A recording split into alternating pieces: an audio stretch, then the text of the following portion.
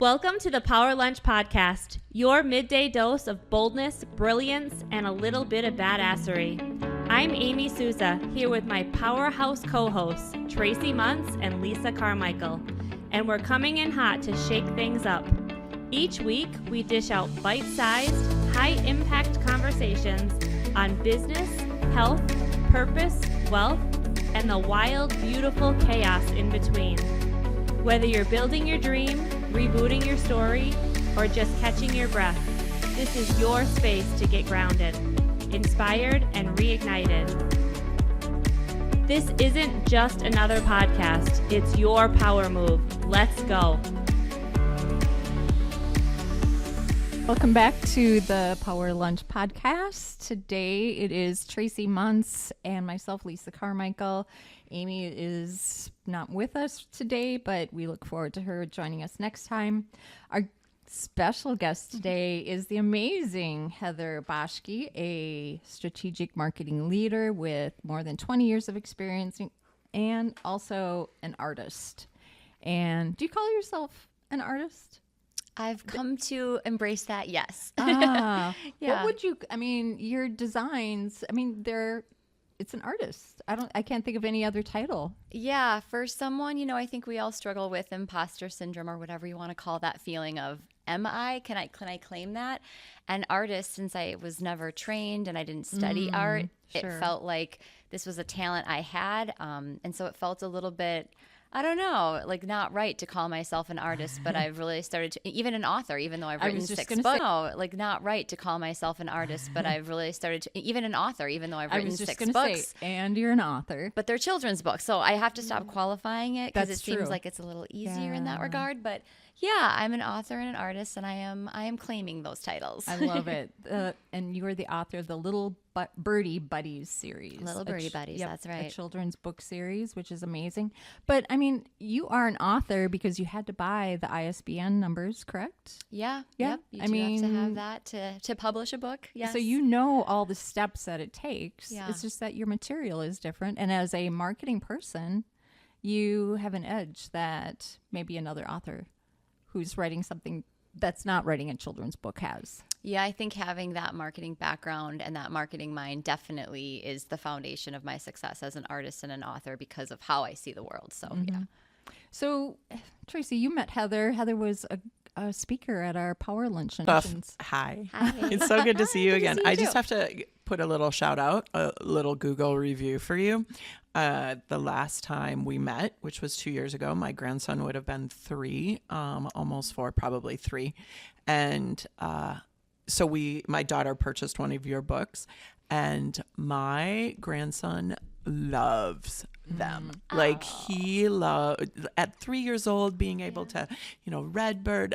He loved it. So that makes me so happy. Like nothing fills my heart than hearing, oh my God, Little Birdie Buddies is what the kid wants to read before bedtime, or he always or she always picks that book. So thank you for filling my heart. And my daughter is now the director of an early childhood daycare.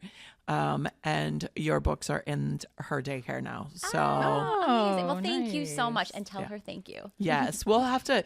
Maybe we can coordinate that you can go in and meet the kids. Author visit, Yeah, wouldn't that be fun? We should do that. Meet the kids. Author visit, Yeah, wouldn't that be fun? We should do that. The kids would love that. It's so much.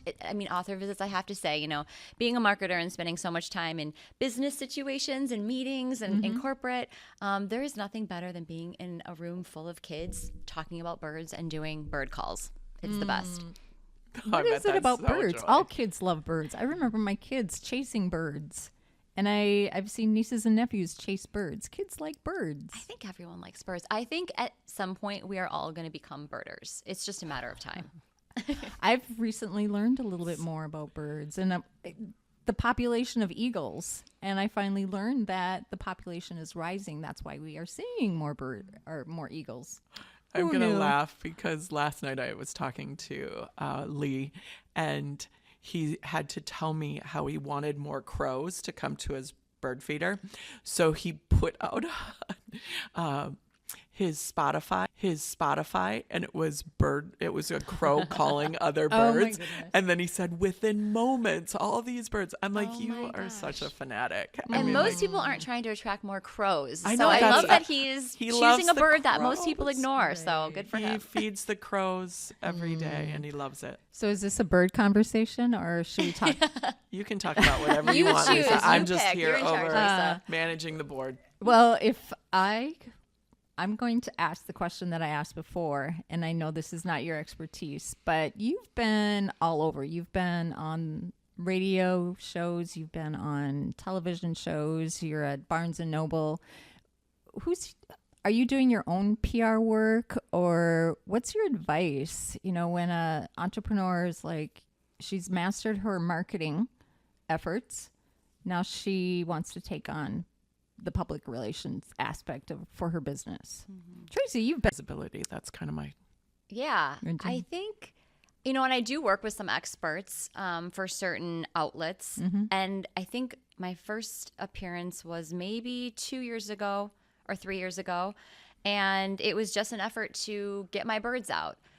For me, it's been really great to have Little Birdy Buddies as this brand that I can pour myself into, because it's not me. I'm just representing the birds. And there's something about that feels really authentic for me. If it was me talking about myself, I don't think I would love that. So I love that I am in service of these birds, and these birds have very important messages to get out into the world. And so when you're in service of something bigger, it becomes easier when you're doing the legwork to actually put yourself out there more, because it's not about me, it's about these birds and their messages.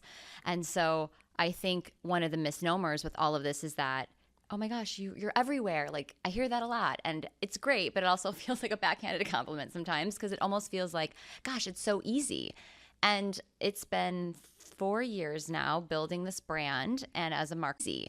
And it's been 4 years now building this brand. And as a marketer, building brands takes time and effort, and you have to have a foundation. And there's a lot of things behind the scenes that people don't see. And so I think showing up every day, doing the work, how many book signings I've gone to where like one person comes and I sign their book. So, there's just so many things that, and of course I'm not talking about that all the time, not necessarily because I'm embarrassed. It's just like, well, I don't need to talk about everything. And so I just think you show up, you do the work, and at some point the timing and the luck intersect, and all of a sudden you get a TV appearance. That newspaper does want to tell your story. And the birds put good into the world. And I think we're in a moment in time where we need more good in the world. And so it feels like an easy, and birds are so accessible. Anyone could go birding. Anyone can see birds at any time. So it feels like it just hit a lot of cylinders for timing. I've put in the work. I'm doing the market. this vision that you would be where you're at right now? No, I didn't. And I think that's been some of the beauty of the bird project, is that I went into it just drawing, and I had to get this out of me. I felt this call to draw again, which is something I hadn't done in 27 years. And it was just this thing I had to do. I had to return to the child within me. And in doing that, I would name the birds, and it was just like following the yellow brick road. And all of a sudden this idea for the children's book, and now 6 books later, and I still don't know where this journey is going to end, but I am very open to whatever next step there is. And as a recovering type A achiever, the beauty and the surrender of allowing things to come in has been, I think, the catalyst for all of this. Like, there is no plan. There's no grand plan. There's no master plan. There's no, I want to be here in 5 years. I am having fun. I am putting no grand plan. There's no master plan. There's no, I want to be here in 5 years. I am having fun. I am putting good into the world. And I trust that if I keep doing that, the right opportunities will find me. Does that sound familiar, Tracie? I'm just saying with Glass Ceiling, we walked into Glass Ceiling as a nonprofit, not having that bigger vision. We wanted to make good in the world. We wanted to help women, but to have a podcast like this, absolutely 50 episodes in, wow, who'd have thunk? Well, first off, congratulations for starting. I think that's, a lot of times we think that we have to have this big, audacious dream, goal, plan. And sometimes it's just leaning back into those things that offer us joy. Yeah. And when we do that, then sometimes miraculously, sometimes fate, opens up doors, but it is about returning to joy. And when we return to our joy, I think that just beautiful things can happen from it. I also love that not having expectations on the outcome. And I've been reading a lot and really experiencing in real time a lot the art of not suffering. And when we have zero expectations, and Tony Robbins says this a lot, change your expectations for appreciation. When we change our expectations for just being grateful for everything that is coming, it takes away the suffering. Yeah. The suffering goes away because it's no longer about the hustle and grind. As an entrepreneur, there are going to be times that we work differently than other times. That doesn't mean that it has to be done in overwhelm or frustration. It can be done just because it needs to be done. So I first honor you for doing what you talked about, the fact that, you're doing behind the scenes, like nobody knows about that one person that shows up. And often I think of imposter syndrome as I've just never done this before. So who am I to do this? Well, who are you not to do it? So as you become even greater and bigger and achieve more, those times when you feel like you're an imposter, like, I don't know, it's just truly that you've just never done it. Or are you comparing your beginning to somebody else's middle? Tracie, you said that so well. Thank you. Yeah. I mean, it really is. It's something that you're unfamiliar with, and then you just feel like that imposter. That's right. Well, and I think a lot of it too is how we've all grown up as women. I mean, we were imposters for a long time, and not that we were, but we were treated that way. That's right. There how many you jobs did you have where people are looking at you and not that we were, but we were treated that way. That's right. There how many you jobs did you here. have where people are looking at you? Oh God, you're speaking up again. Oh, of course you have a question again. So some of that imposter comes from the too muchness I've been because of other situations. And so then that creeps in, even though when I know things are right and I know I belong and I'm a seat at the table, and logically I know all of that is true. But deep rooted is the feeling of being the other in the room, which happens a lot. And so I hear you. And I also think that imposter, I just think it's almost like grief. It's something you just learn to live with and deal with. And when it comes up, you honor it. It's like, thank you for trying to protect me. I am going to proceed anyways. Yeah. And continue to use your voice. That's so true. I haven't been in corporate setting for so long. It's been over 20 years. So just that reminder that there are rooms that, and I can, now just sitting here, I can remember those rooms in here. I can remember those rooms that I walked in and I felt like this really small, insignificant, too big for the, my own britches kind of room. Yeah. So I appreciate that reminder that it's a really real emotion. And also we have opportunity to gently put our hand on our heart and say, no, sweetie, you belong in this room because you're in it. Yeah. You're in it. God wouldn't put you in this room if you didn't belong in it. Right. Which is why what you guys are doing with Glass Ceiling is so important. Thank you. Yeah. Women have been told they're too much or too loud, or they've got a certain place, or there are certain things they can and can't do. And so showing them that there are other paths and that there is no box holding us back except the one we put ourselves in. But that takes time, and that takes seeing other women and having, sisterhood in this way, which is really important. I love that. I also know that you are you said adjunct? An adjunct. Yes. Adjunct. So it's like a part-time. Oh, thank you. Yeah. Sorry. Big words. And academia will do that. Let's put a big word on something. Yeah. Okay. So you're important. So speaking of rooms, what are you noticing in classrooms? So you're working with college students, that age. They're just, no longer teenagers anymore. What are you noticing that maybe is different than when you were a student yourself? I mean, that's so many years difference that a lot has changed. No. But, I would say my students, I teach at Metro State, and so there's a lot of non-traditional students there. So I would say as I get older. I used to say half my class is older than me, half the class is younger, but a lot of them are more young. I mean, these are not people right out of college. These are folks going back and getting their degree or finally deciding they want to do something different with their lives. And I would say, teaching marketing is so interesting because nothing keeps you more honest about your discipline than having to teach it. And with all the changes in marketing with AI and technology and what COVID did, like there's just so much that students are having to adapt to, not only in their personal lives, but also in learning something new as well. I think the biggest change I've seen since I've been in school is just the learning style. I would say these students ask really good questions, and I found that especially at Metro State, like I remember going to grad school and there were like kids in the class that were asking questions, like trying to stump the professor, and that didn't feel great. But there was something about that, like post-secondary, and my students just feel like they care about their education, they want to learn, and they're doing it because most of them are paying for it.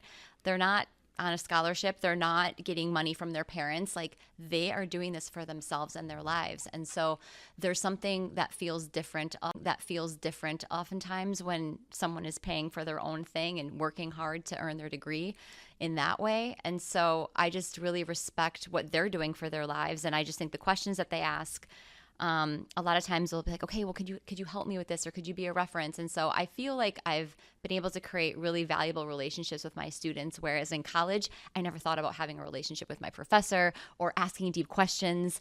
In a lot of ways, I feel like my students are way more wise than I was. Like I was just trying to get a certain grade, and they're really trying to understand why things are happening. Or we use my bird business as an example, and they'll ask really good questions. So I feel like there's an investment they have that I didn't have when I was in college.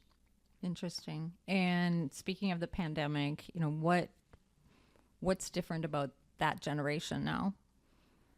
I mean, because of that, teach different generations. So what generation do you want me to tackle? Right. Because Metro, one about it is and Metro has a program, I can't remember what it's called, like senior learning, where if you're over 65, I think you take classes for free. Mm-hmm. So I had my first like senior student. She was my best student. She asked all the questions. She was the leader in her group. She had all this experience to talk about. And I think with COVID, my class, so it used to be in person, and then every other week we would have online quizzes or exams. Then we went to full Zoom since COVID. So that's been a big shift, is teaching online and trying to have a classroom experience through the computer. That's definitely has its own challenges. Sometimes when people turn their cameras on, they're clearly at work. But, you do what you can. And, you ask the students to show up and pay attention, and that's really all. Just like a classroom, that's all you can do. And so that's been the biggest shift is how to create those connections virtually. As a business owner, I'm going to shift to marketing because if you're a marketing professional, we have a lot of people out there that they just don't have the maybe the understanding of what's important. And I always go to what's more important.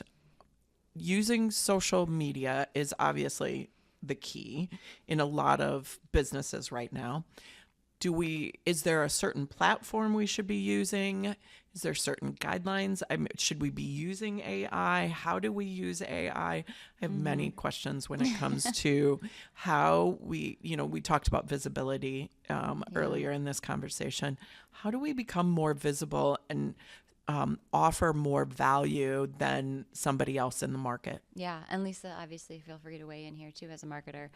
I think social media is a tool. And so my first question for you would be, who are you trying to reach? Because it's very possible, like a big audience of my birds is grandma and grandpas. And they're on Facebook, but they're probably not on Instagram. So knowing who you're targeting, who do you want to reach, will then lead you down the path of the channels that will be the most successful in helping you reach that audience. And for social media, I always sort of recommend companies like pick two primary channels that you enjoy and that hit your target audience. Because if you don't enjoy it, like someone was telling me the other day, like I hate doing TikTok, I hate showing up on video. It's like, stop doing it. Because if you don't do it with joy and enthusiasm, that's going to come across. And there's an authenticity that through a phone, through a screen, through audio, people can hear and feel that no matter what. So if you're not doing something with joy in your heart to some degree, don't do it. You don't have to do it. So I would say pick 2 primary channels, like for my birds, Instagram and Facebook. I also have a YouTube channel. That's not really one of my primary ones, but focus on 2 and then grow from there. And as it comes to AI, yes, I think people should be using AI, but I would say we have to remember that AI is a voice. It is the most common voice. And just because something is easy to do, it doesn't make it easy to do well. And so in this world where everything has started to sound the same, everything has started to look the same, variance is what's going to get attention. And I think making sure that, like social media as a tool, AI is a tool. And so people use it in different ways, whether it's for brainstorming content or coming up with their email subject lines. But I think never losing your own voice, because yes, you could argue that you could put in your personality and AI could, in theory, replicate it. But AI can only do what has been done in the past. And as humans, we're coming up with things on the fly all the time. Mm-hmm. We don't know what we're going to be like in the future. And so I think that idea of using your voice, not the most common voice, is really important. And that's going to also help companies break through in a sea of sameness. Oh, that was really good. I had this conversation in my head last night about AI, that I am just convinced that AI was programmed to make us happy or to always agree with us. Yes. The golden retriever theory. Okay, I haven't heard that. So like a golden retriever just wants to make you happy. Yeah. Like they're not going to, I've got a Yorkie Shih Tzu. He does not always want to make me happy. He's barking. He's not coming but a golden retriever, the best dog, right? They listen, they come, they just want to make you happy. And so a lot of people say ChatGPT specifically is like the golden retriever of AI tools because it just wants to make you happy. And it says, you're so brilliant. That's such a good idea. Such a great idea. That was really smart of you to think about that. Oh, you're being so thoughtful. Yeah. But I think even with marketing, at a point, you have to stand up for what you believe in. And the conversation went on like, no, I know what I'm talking about. AI, you're just trying to make me. So we don't want AI to take over. We want AI to be a tool. Yeah, like you said, Heather. And even going back to my students, in some ways it's like, gosh, it's great that they've got AI now, but it's also really impeding their progress because with experience, there is a discernment with the AI answers. And with students, they kind of just like take it and run because they don't have the experience. They don't have the knowledge. They don't have all of those years to say, wait a minute, I don't think that sounds right. Or you know what? I don't actually think I should include that piece to it. And so I do think as we age, our equity is rising with AI because I think you need that discernment. Right. And I do feel bad for some of the younger generation that isn't getting to go through, we talk about like AI doing the shitty first draft. Can I swear on this? I just did. Yeah. So that's okay. The shitty first draft. I'm a swear. But that shitty first draft is like, how we learn. That's how we distill our ideas. That's how we erase and we come back and actually I think I meant to say this, or I really like the way this sounds. Like that's how we going back to our voice. That's how we find our voice. Mm-hmm. So without doing that, it's like we just optimize for the results always. And if we're just constantly being fed results without going through the process, that's taking something away. Mm-hmm. Absolutely. Mm-hmm. I also think that from a reader standpoint or from a viewer standpoint, and Lisa, I think that you're my friend that does this a lot. Oh, that's just AI. That's AI. That's AI. And it's like, whoa, I wrote that, right? Like, wait. Yes. I mean, like, no.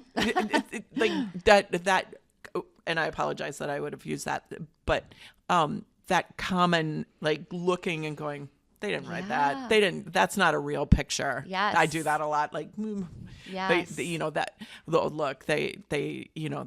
That's an AI generated response or whatever. Yeah. So. Well, because it almost feels like someone's duping us, like we're getting fooled. Right. And I remember someone came into my LinkedIn DMs and it was clearly an automated, AI generated message. At least I thought, to your point, I never. Bot. Yep.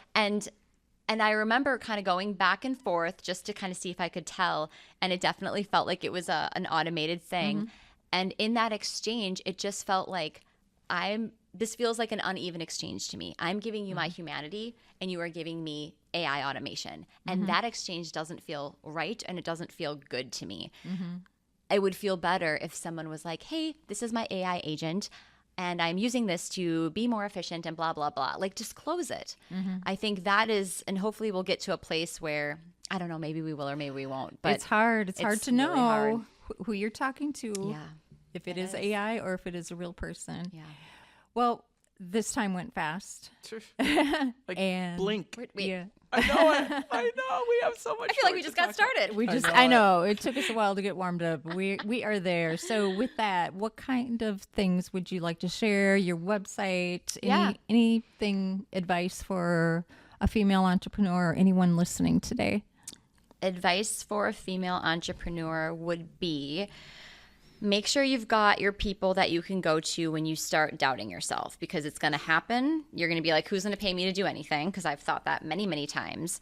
And whether it's talking to your people that remind you who you are and reflect your goodness, or getting out and talking to other business owners, because you'll start to ask questions and you will remember, you got this, you can do this, and you've got value to add. And then you I like the remember part, just like, because it meant everything we need is within us. Yes. Everything we need is within us now. Yes. And it's, and when we stop reaching out, we become very isolated. And that's when, alone with our thoughts, it's the most scary place to be. So we can't do that to ourselves. That's where the imposter comes in. That's where the second guessing comes in. So get out of your head. Get out of your head. Go outside. Take a walk. Talk to your people. Talk to business owners. That's what I would say. And yes, remember who the F you are. And you can find me on LinkedIn. LittleBirdieBuddies.com is my birdie website, where you can find my books and mugs and plushies and all sorts of things. And I'm doing a lot of events around town. Summer festivals are kicking off. So there's a lot of fun stuff going on there. And that's all on my website. You are such a treat. Oh, thank you. This is so much fun. I feel like we need to keep going because we just got started, but I get it. You have other guests you need to talk to. Well, I think what we're going to do is we're going to start setting up hour for each guest, because this conversation could continue. We're going to have you back, though. This was so much fun. Yeah. Thank you. Thank you guys so much. And thank We're you. Grateful. Keep at it. Thank It's you. a beautiful thing. Let's go. Thank you so much for joining us for today's episode. If something we shared sparked a new idea, gave you a fresh perspective, or simply made you feel seen, we'd love for you to pass it on. Share this episode with a friend, a colleague, or a fellow powerhouse woman who's walking her own journey. And if you haven't yet, don't forget to subscribe so you'll never miss an episode. Until next time, keep showing up, keep rising, and remember, there's no ceiling you can't break through.